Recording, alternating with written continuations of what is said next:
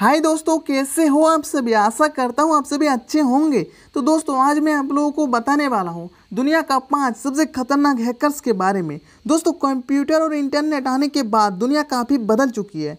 Technology बढ़ने के साथ साथ हमारी लाइफ स्टाइल में काफ़ी बदलाव आ गया है। टेक्नोलॉजी के माध्यम से आप बहुत से काम आसानी से घर बैठे कर सकते हैं। लेकिन दोस्तों जहां एक टेक्नोलॉजी के आने के बाद फ़ायदे हैं तो वहीं दूसरी तरफ बहुत से नुकसान भी है। इसकी मुख्य हैकिंग के माध्यम से हैकर कंप्यूटर में घुसकर आपके पर्सनल डेटा को चोरी कर लेते हैं, जिसके कारण आपके जीवन भर की कमाई हैकर सिर्फ कुछ ही मिनटों में उड़ा ले जाते हैं। दोस्तों आप आज इस वीडियो में हम आपको दुनिया के 5 सबसे खतरनाक हैकर्स के बारे में बताने वाले हैं जिन्होंने नासा और गूगल को भी नहीं छोड़ा।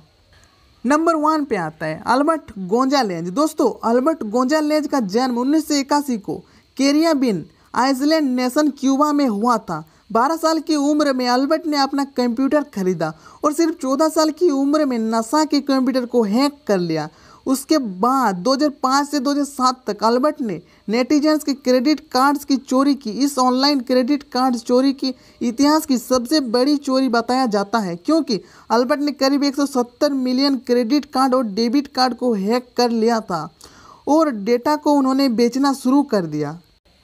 नंबर 2 पे आता है केविन मिटनिक। दोस्तों केविन मिटनिक का जन्म 6 अगस्त 1963 को कैलिफोर्निया में हुआ था। बचपन से ही केविन को हैकिंग का बहुत शौक था।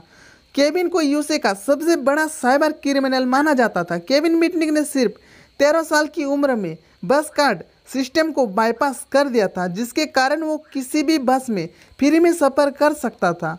उसके बाद 16 साल की उम्र में केविन ने डिजिटल इक्विपमेंट कॉर्पोरेशन के नेटवर्क को हैक कर दिया, लेकिन इस हैकिंग में वो पकड़े गए, जिसके बाद केविन को 1988 में 1 साल की सज़ा दी गई और फिर 1 साल की सज़ा काटने के बाद केविन ने नोकिया, मोटोरोला, यहाँ तक कि पेंटागन को भी हैक कर लिया था। इतना ही नहीं, इन्होंने telecom service company Pacific well के वॉइस मेल कंप्यूटर को भी हैक कर लिया था। नंबर 3 पे आता है गैरी मैकिनन। गैरी मैकिनन का जन्म 10 फरवरी 1966 को स्कॉटलैंड में हुआ था।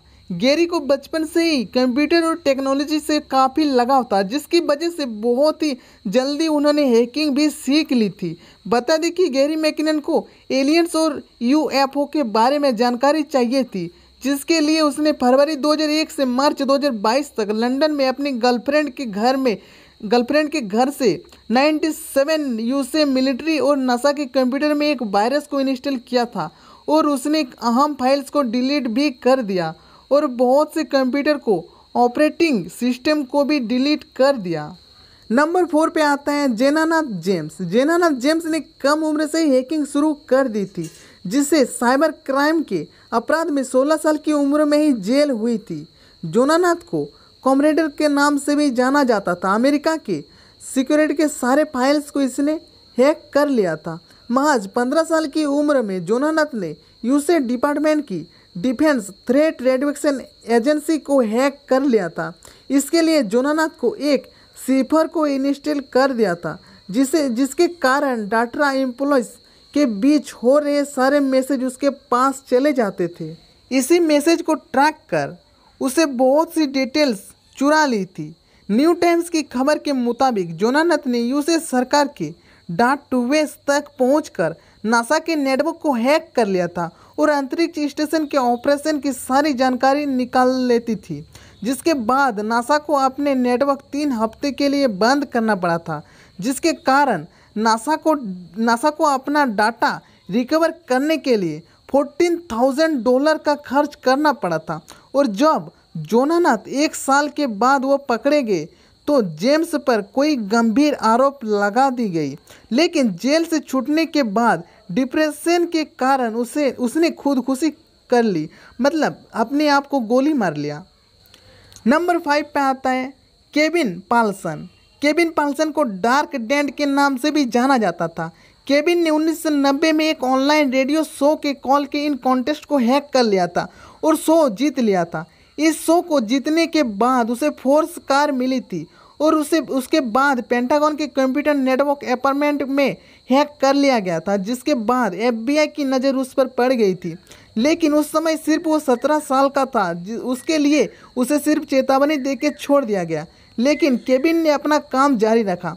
उसके बाद केविन 1988 में FBI को भी नहीं छोड़ा और उनको पूरा सिस्टम को भी हैक कर लिया था, जिसके बाद उसे 51 हफ्ते के लिए सज़ा सुनाई गई।